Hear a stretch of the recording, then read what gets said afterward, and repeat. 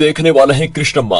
तो मूवी की शुरुआत 2015 के समय से होती है, जहां जंगल के बीच में बांद्रा और कोटी नाम के दो आदमी गड्ढा खोद रहे होते हैं। लेकिन तभी कुछ बातों की वजह से उनमें लड़ाई हो जाती है और ये लड़ाई इतनी आगे बढ़ जाती है कि वो दोनों एक दूसरे की जान लेने पर उतर आते हैं। एंड तभी बांद्रा कोटी पर भारी पड़ते हुए उसको एक पेड़ से बांध देता है और फिर गुड़ को पिघलाकर कोटी के ऊपर ही फेंक देता है। लेकिन आगे क्या हुआ ये हमें नहीं दिखाया जाता। अब हमें 3 साल के बाद का सीन दिखाते हैं, जहाँ पर दो आदमियों का उसी जंगल से गुजर रहा होता है। तभी उनकी नजर जमीन पर चल रही चींटियों पर पड़ती है, जो कि काफी तादाद में किसी ओर जा रही होती है। एंड वो दोनों भी उन चींटियों का पीछा करते हैं। तब वहाँ का नजारा देखकर वो एकदम घबरा जाते हैं, क्योंकि चींटियां कुछ और नहीं बल्कि किसी इंसान के सर को धीरे धीरे करके खा रही है। और ये देखकर वो दोनों तुरंत पुलिस को इसकी सूचना दे देते हैं। अगले दिन मौका वारदात पर पुलिस ऑफिसर रमा आता है। उस आदमी के सर के आसपास की चीजों का अच्छी तरह से मुआयना करने के बाद रमा को पता चलता है कि इस आदमी के सर को छोड़कर उसके पूरे शरीर को जमीन में गाड़ दिया गया था और सर पर गुड़ लगा होने की वजह से चींटियां इसकी तरफ आकर्षित हुई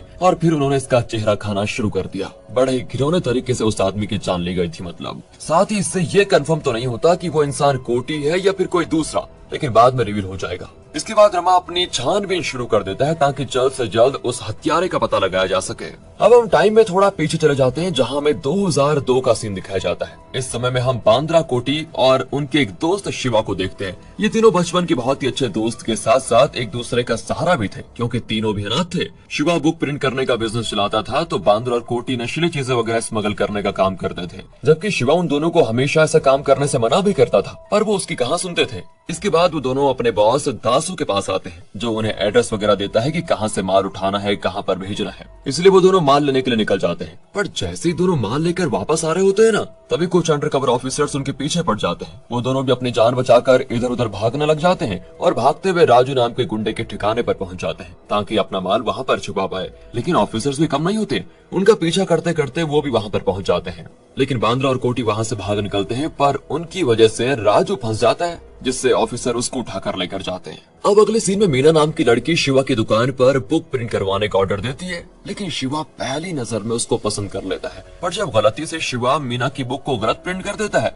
तो वो उस पर चिल्लाने लग जाती है कि तुमने सारी बुक खराब कर दी है। अब ये देखकर बांद्रा को काफी ज्यादा गुस्सा आता है, क्योंकि वो कुछ भी बर्दाश्त कर सकता है, लेकिन उसके दोस्तों को कोई कुछ कहे उससे ये सुना नहीं चाहता। इससे बांद्रा और मीना में बहस हो जाती है, लेकिन कोटी जैसे तैसे फिर इस मामले को शांत करता है। अब कुछ टाइम के बाद बांद्रा रास्ते से कहीं जा रहा होता है कि तभी वो अंजलि नाम की एक लड़की से टकरा जाता है, और जैसे उसकी नजर अंजलि पर पड़ती है वो उसे पसंद आ जाती है। दूसरी तरफ मीना मूवी देखने के लिए थिएटर आती है, लेकिन दुर्भाग्य से टिकट खत्म हो चुकी थी, पर एक आदमी ब्लैक में टिकट बेच रहा होता है। एंड मीना जब उससे टिकट लेने जाती है तो वो उसे ऑफर देता है कि तुम मेरे साथ मूवी देखो, मैं तुमसे पैसे भी नहीं लूंगा। इतना कहकर वो उसका हाथ पकड़ लेता है और उसके साथ बदतमीजी करने की कोशिश करता है। लेकिन इसी बीच वहाँ पर शिवा आकर उस आदमी के हाथ झटक देता है और मीना से कहता है कि तुम्हें परेशान होने की जरूरत नहीं है, अगर तुम चाहो तो मेरा टिकट ले सकती हो। अब मीना लेना तो नहीं चाहती थी, लेकिन शिवा की जिद करने पर वो उससे टिकट ले ही लेती है, उसका धन्यवाद भी करती है। पर जैसे ही वो वहाँ से जाती है, वो बदमाश लोग शिवा पर हमला कर देते हैं और ज्यादा चोट लगने की वजह से उसके सर से खून आने लग जाता है।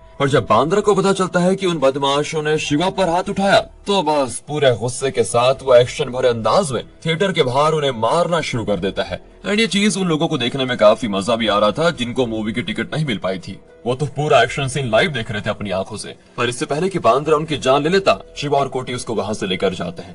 अब ऐसे ही दिन बढ़ते चले जाते हैं, जहां मीना शिवा को और अंजलि बांद्रा को पसंद करने लग जाते हैं। फिर वो अपना काफी टाइम एक दूसरे के साथ भी स्पेंड करते हैं। अब अगले सीन में पुलिस वाले सारे स्मगलर्स और चोरी वगैरह करने वाले लोगों को पकड़कर एक जगह पर लेकर आ जाते हैं, जिसमें कोटी और बांद्रा भी शामिल होते हैं। तो वहाँ पर लाने के बाद नया एसीपी पांडा उन सभी से कहता है कि देखो, जितना गलत काम करना है करो, मुझे इससे कोई फर्क नहीं पड़ता, लेकिन एक बात का ध्यान रखना, जो करोगे उसकी खबर इस इलाके से बाहर नहीं जानी चाहिए। वो इसलिए ताकि इससे मेरा नाम खराब ना हो, वरना मुझे यहाँ से ट्रांसफर मिल जाएगा। और हाँ, अगर तुम में से किसी की भी वजह से मुझ पर उंगली उठती है, तो मैं उस इंसान की ऐसी हालत करूंगा जिसके बारे में उसने कभी सोचा नहीं होगा। एंड ये सुनकर दोस्तों सारे गुंडे चोर उचक्के खुश हो जाते हैं कि बड़ा अच्छा पुलिस वाला है। अगले दिन अंजलि के पिता बांद्रा को घर बुलाकर कहते हैं कि हमने अपनी बड़ी बेटी का रिश्ता गलत इंसान के साथ जोड़ दिया था, जिसने उसके साथ बहुत बुरा सलूक किया और उसकी जान भी ले ली। इसलिए मैं चाहता हूँ कि मेरी दूसरी बेटी के साथ वैसा ना हो जैसा मेरी बड़ी बेटी के साथ हुआ है। मुझे पता है कि मेरी बेटी तुम्हें पसंद करती है, लेकिन कल रात मैंने देखा कि तुम्हें पुलिस वाले पकड़कर अपने साथ लेकर गए थे।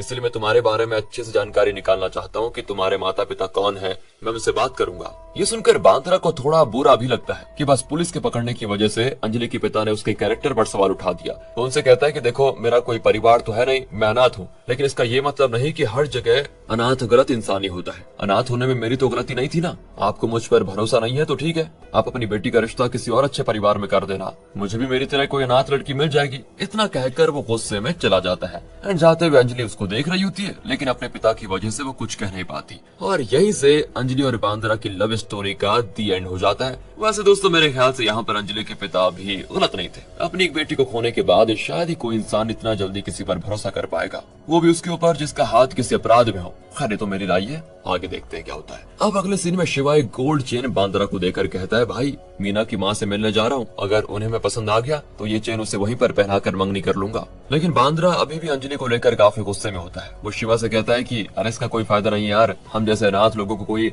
महत्व देता ही नहीं। वो अंजलि के पिता की तरह ना, मीना के माँ बाप भी तुमसे ऐसे ही बात करेंगे, मुझे पता है, तुम क्या जवाब दोगे तब। इतना कहकर वो गुस्से में शिवा का हाथ झटक देता है, जिससे वो चेन नदी में गिर जाती है। अब ये देखकर शिवा को भी गुस्सा आ जाता है, लेकिन वो बांद्रा को कुछ नहीं कहता। वो सीधा मीना को फोन करके कहता है कि अब वो उससे नहीं मिलेगा, क्योंकि दोस्तों कहीं ना कहीं उसे भी बांद्रा की बात पर विश्वास हो गया है। तब मीना वहाँ पर आकर उससे कहती है कि हर आदमी एक जैसा नहीं होता, तुमने भी मुझे धोखा दे दिया है और अब मुझे तुम्हारी कोई जरूरत नहीं है। इतना कहकर वो भी चले जाती है। लेकिन तब शिवा की दुकान पर काम करने वाला बच्चा मीना को सारी बात बताता है कि बांद्रा के साथ क्या क्या हुआ, और उसकी वजह से ही दोनों भाई जैसे दोस्तों में बहस हो गई। अब ये सुनकर मीना को भी काफी बुरा लगता है कि अनाथ होने की वजह से बांद्रा को कितना कुछ सहना पड़ रहा है। इसलिए वो बांद्रा के पास जाकर उसे राखी बांध देती है और उसे कहती है कि आज से कभी खुद को अनाथ मत समझना, आज से तुम मेरे भाई हो और मेरा परिवार तुम्हारा परिवार। ये देखकर बांद्रा की पहली बार खुशी से आंखें भर आती है, और राखी बांधने पर उसके पास जितने भी पैसे होते हैं वो सारे मीना को दे देता है बहन के नाते। उसे तो इतनी खुशी बर्दाश्त भी नहीं हो रही होती है कि आज उसे उसका परिवार मिल गया,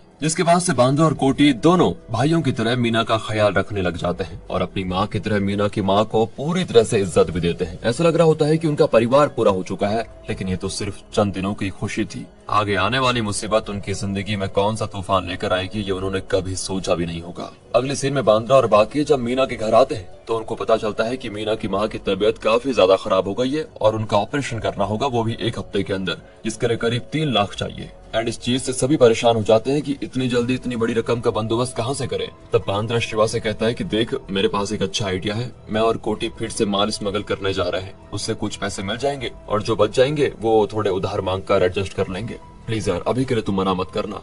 इस पर शिवा कहता है कि मैं सिर्फ एक शर्त पर हामी भरूंगा कि तुम्हें मुझे भी अपने साथ लेकर जाना होगा। मैं ये नहीं देख सकता कि मेरे दोस्त पैसों के लिए मेहनत करे और मैं बैठा रहूं। जिस पर बांद्रा भी मान जाता है। वो तीनों फिर से माल उठाने निकल जाते हैं, लेकिन जैसे ही वो माल लेकर आ रहे होते हैं तभी उनका रास्ता राजू और उसके गुंडे रोक लेते हैं। राजू बांद्रा से कहता है कि तुम्हारी वजह से मैंने करीब 10 महीने जेल में गुजारे, उसका हिसाब बराबर करने के बाद ही तुम यहाँ से जा पाओगे। बांद्रा कहता है तुम जो बोलोगे मैं वो करने को तैयार हूँ, लेकिन अभी के लिए हमें यहाँ से जाने दो, मुझे किसी के इलाज के लिए सख्त पैसों की जरूरत है। वो राजू के सामने घुटने टेक कर उससे माफी भी मांगता है, जो दोस्तों उसने आज तक किसी के सामने नहीं किया। लेकिन तब राजू से कहता है कि अगर तुम मीना को कुछ दिनों के लिए मेरे हवाले कर दो तो मैं तुम्हें यहाँ से जाने दे सकता हूँ। एंड ये सुनकर बांद्रा का खून खौल जाता है कि वो उससे उसकी जान से भी प्यारी बहन को मांग रहा है, इसलिए गुस्से में वो उसको बहुत ज्यादा मारता है। तभी वहाँ पर पुलिस आकर लड़ने के आरोप में बांद्रा, शिवा और कोटी को पकड़कर अपने साथ लेकर जाती है। अब हमें फिर से 2015 का सीन दिखाया जाता है, जहाँ रमा उस मरे हुए आदमी के हत्यारे को ढूंढ रहा होता है, और जब वहाँ के पिछले कुछ दिनों की सीसीटीवी चेक हो जाती है तब उसको पता चलता है कि हत्या की जगह के पास बनी चाय की टपरी पर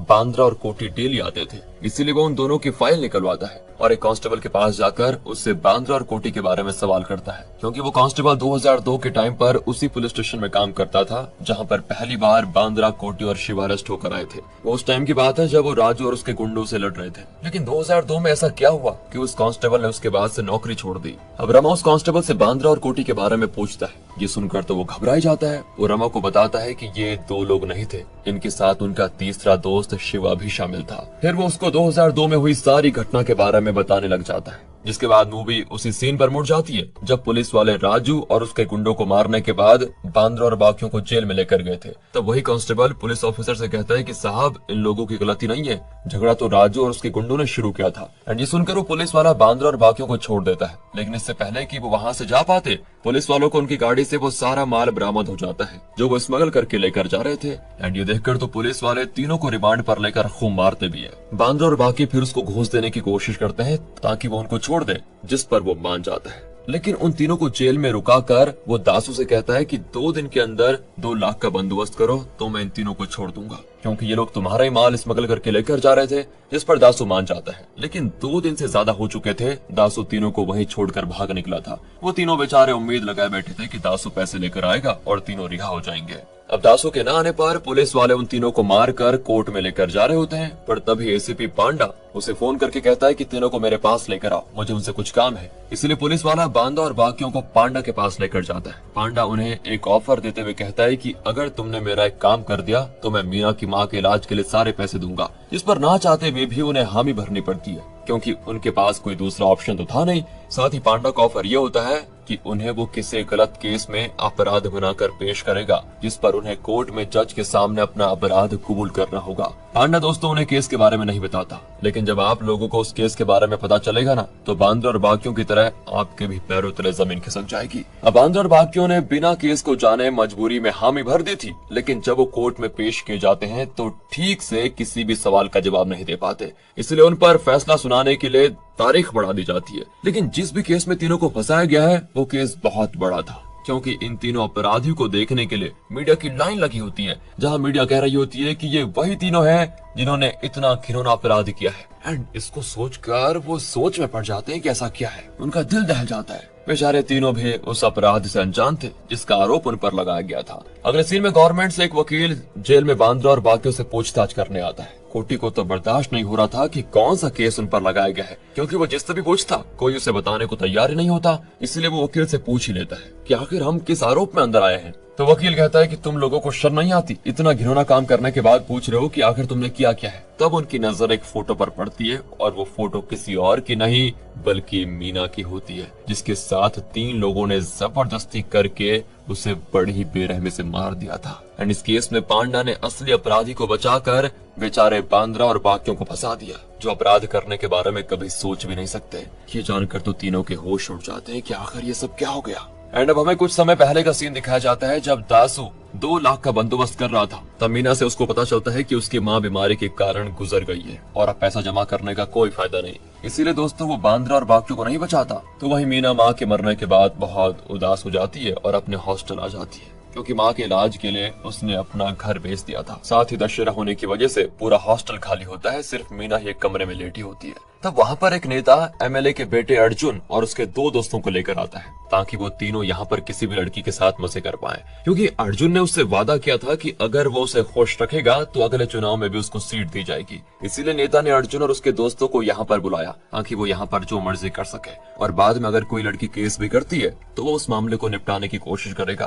तभी अर्जुन की नजर बेचारी मीना पर पड़ जाती है, जो अपनी माँ के मरने के बाद पहले ही सदमे से उभरी नहीं होती है कि तभी ये तीनों उसके साथ, और जब मीना इसके लिए मना करती है तो वो तीनों मिलकर उसकी जान ले लेते हैं। अब एमएलए को जब अपने बेटे की करतूत के बारे में पता चलता है तो वो काफी ज्यादा गुस्सा होता है, लेकिन तब मामले को रफा दफा करने के लिए सीएम पांडा को फोन करके कहता है कि किसी 3 बकरों को पकड़ो और उन्हें इस मामले का आरोपी बनाकर मीडिया के सामने पेश कर दो, इसके बदले में तुम्हारा पूरा प्रमोशन करवा दूंगा। इसीलिए पांडा ने बांद्रा और उसके दोस्तों को चुना, क्योंकि शिवा वैसे भी उसका बॉयफ्रेंड था। इसलिए वो मीना के कमरे के दीवारों पर लव वगैरह लिखवा देता है, ताकि मीडिया में ये बता सके कि लड़के ने अपने दोस्तों के साथ मिलकर अपनी ही गर्लफ्रेंड के साथ गलत हरकत करके उसको मार डाला। एंड अब हम उसी वकील को देखते हैं जो जेल में बांद्रा और बाकियों के साथ पूछताछ करने आया है। उनकी बातों से वकील को पता चल जाता है कि तीनों बिल्कुल निर्दोष हैं। पांडा ने इनको जबरदस्ती फंसाया है, लेकिन सारे के सारे करप्शन में डूबे होते हैं। पांडा की कुछ पैसों के लालच में वो वकील इस बात को वहीं दबा देता है, जिसके बाद पांडा और बाकी पुलिस वाले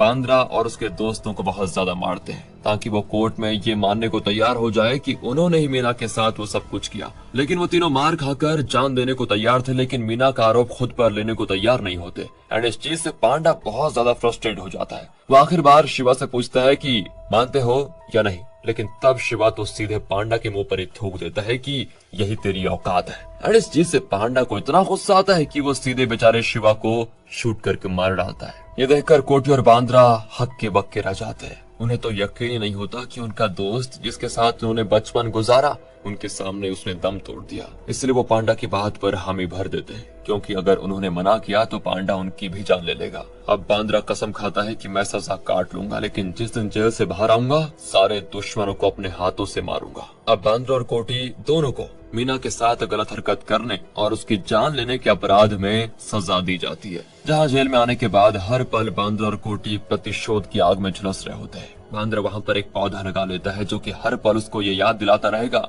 कि उसे अपना लक्ष्य कभी नहीं भूलना है। लेकिन एक दिन जेल के कुछ कैदी उस पौधे को उखाड़ देते हैं, तो बांद्रा अपना सारा गुस्सा जितना उसने दबा कर रखा था वो सब उन कैदियों पर उगल देता है। बहुत ज्यादा मारता है उनको। दुनिया की कोई भी ताकत मेरे रास्ते में क्यों ना आ जाए, मुझे मेरा बदला लेने से कोई नहीं रोक सकता। एंड इसके बाद हम देखते हैं कि 12 साल गुजर चुके हैं और 2015 के समय में बांद्रा और कोटी को जेल से रिहा कर दिया जाता है। अब जैसे वो जेल से बाहर आते हैं, एक एक करके सारे दुश्मनों को मारना शुरू कर देते हैं। सबसे पहले वो अर्जुन के दोनों दोस्त और उस नेता को अपने रास्ते से हटाते हैं, जिसके बाद वो दोनों पांडा को पकड़कर जंगल में लेकर जाते हैं और वहाँ उसे जमीन में गाड़ने के लिए गड्ढा खोदते हैं। यही मूवी की शुरुआत वाला सीन होता है दोस्तों। कोटी को पांडा की हर सांस लेने पर बहुत गुस्सा आ रहा था। वो चाहता था कि अभी पांडा का खेल खत्म हो जाए, लेकिन बांद्रा उसे रोकते हुए कहता है कि ये 12 साल का हमारा बदला है। ऐसी आसान मौत देखकर नहीं जाएंगे, ऐसी दर्दनाक मौत देंगे इसको कि इसकी 7 पुश्तें याद रखेंगी। लेकिन तब भी कोटी नहीं मानता, जिससे दोनों में झगड़ा हो जाता है। इसलिए बांद्रा कोटी को बांधकर गुड़ पिघलाने लग जाता है ताकि उसे पांडा के ऊपर डाल पाए। और जो लाश रमा को मिली थी वो असल में कोटी की नहीं बल्कि पांडा की थी, जिसे चींटियों ने खा लिया था। बांद्रा पांडा से कहता है कि गवर्नमेंट पुलिस में भर्ती के लिए फिजिकल टेस्ट और रिटर्न टेस्ट लेती है, दोनों में पास हो गए तो सिलेक्शन हो जाता है। लेकिन अगर गवर्नमेंट इंसानियत का भी टेस्ट ले तो तुम जैसे पुलिस वाले कभी कोई नौकरी के लिए सिलेक्ट नहीं होंगे। तुम जैसे इंसानों की वजह से ही सब बदनाम है। तुम जैसों की वजह से ही अपराधी बड़ी आराम से बाहर घूम रहा है और जो बेकसूर है उनको तुम जेल में डालकर रख देते हो। इसके बाद बांद्रा गुस्से में पिघले हुए गुड़ को पांडा के मुंह पर फेंक कर चला जाता है और पूरा शरीर जमीन के अंदर होने की वजह से आराम से चींटियां पांडा के चेहरे को खाना शुरू कर देती है। और इन चींटियों के हमले की वजह से पांडा 3 दिनों तक तड़प तड़प कर मर जाता है। दूसरी तरफ कांस्टेबल की सारी बातें सुनने के बाद रमा का साथी ऑफिसर कहता है, इसका मतलब जो लाशें हमें मिली वो एसीपी पांडा की थी। साथ ही पांडा और कोटी अपने सारे दुश्मनों को मार चुके हैं सिवाय एक के, और वो है अर्जुन। तो हमें जल्दी जाकर उसको बचाना चाहिए। लेकिन रमा कहता है, अगर मैं बांद्रा की जगह होता तो शायद मैं भी यही करता। और अब तो लगता है कि भगवान खुद क्यों न धरती पर आ जाए, बांद्रा को अपना बदला लेने से कोई नहीं रोक पाएगा, इसलिए मैं भी कुछ नहीं करूंगा। और ये सुनकर ऑफिसर बिल्कुल हैरान हो जाता है। वहीं हम बांद्रा और कोटी को देखते हैं जो अर्जुन का पीछा करते हुए एक मंदिर में आ गए हैं जहाँ वो पूजा करने आया था। वहां आने के बाद वो उस पर हमला कर देते हैं और ये देखकर अर्जुन के गुंडे उनसे लड़ते भी हैं। मतलब कोई फायदा नहीं होता। मौका देखकर अर्जुन वहां से भागने की कोशिश भी करता है, लेकिन बांद्रा उसके अंदर अपनी तलवार घुसाकर उससे कहता है कि जिस दिन तू पैदा हुआ होगा ना, उस दिन इस धरती को भी अफसोस हुआ होगा कि तुझ जैसा इंसान इस धरती पर क्या कर रहा है। इतना कहकर वो उसकी जान ले लेता है। इसके मरते ही बांद्रा और कोटी भी सरेंडर कर जाते हैं कि अब उन्होंने अपने सारे दुश्मनों को खत्म कर लिया है। और वो सोचते हैं कि यहाँ रहकर क्या करेंगे, ऊपर कम से कम शिवा से तो मिलेंगे। और फिर वो अर्जुन के गुंडों के हाथों अपनी जान दे देते हैं। और इसी इमोशनल एंडिंग के साथ दोस्तों ये मूवी यहाँ पर खत्म हो जाती है। बाकी अगर आपको वीडियो अच्छी लगी हो, एक्सप्लेनेशन अच्छा लगा हो तो लाइक कीजिए, चैनल को सब्सक्राइब। मिलते हैं अगली वीडियो में, ध्यान रखिएगा अपना। And finally thanks for watching.